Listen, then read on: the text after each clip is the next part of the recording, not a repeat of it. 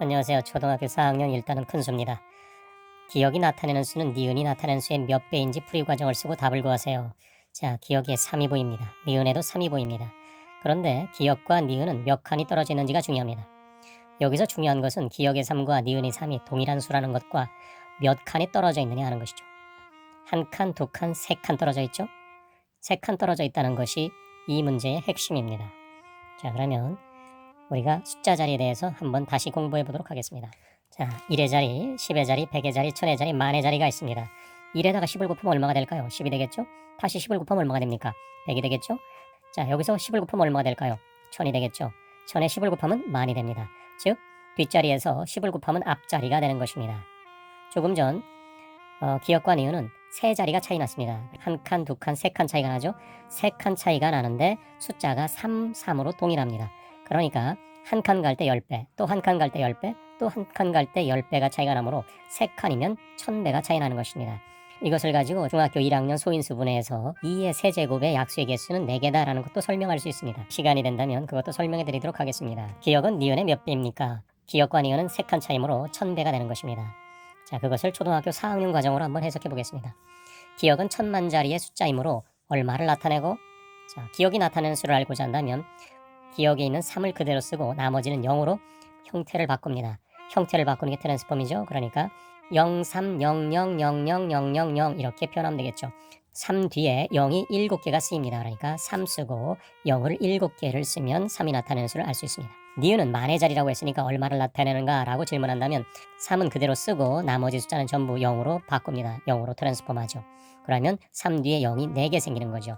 따라서 니은은 3 뒤에 0이 4개 생깁니다. 기억은 3 뒤에 0이 7개 있었고 니은은 3 뒤에 0이 4개 생기니까 동그라미가 3개 차이가 나는 거죠.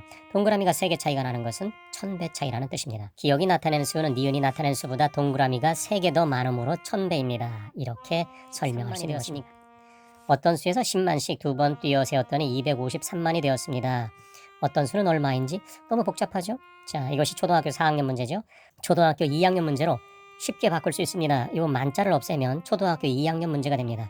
여기에 만자도 없애겠습니다. 그러면 어떤 수에서 10씩 두 번 띄어 세웠더니 253이 되었습니다. 라고 문제가 바뀌죠. 자, 253이 되려는데 10을 두 칸 건너뛰었답니다. 그러면 233이겠네요. 233에서 10을 두 칸 건너뛰면 253이 되겠죠? 그리고 나서 만자만 붙여주면 문제가 해결되는 거죠. 이 만이라는 글자 하나가 초등학교 2학년 문제인가 4학년 문제인가를 결정하게 되는 것입니다. 별거 아니죠? 만자만 제거한, 만자가 없다고 생각하고 해결한 다음에 만자를 붙여주면 되겠습니다. 자, 그러면 초등학교 4학년에서 어떻게 풀었는지 풀이 과정을 보도록 하겠습니다.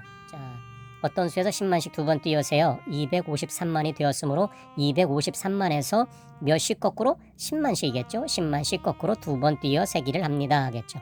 그럼 253만에서 10만 건너뛰고 다시 10만 건너뛰면 233만. 어떤 수는 233만입니다. 이렇게 되겠죠? 너무 복잡하죠? 자, 그러면 다시 많이 없다라고 생각해 보겠습니다.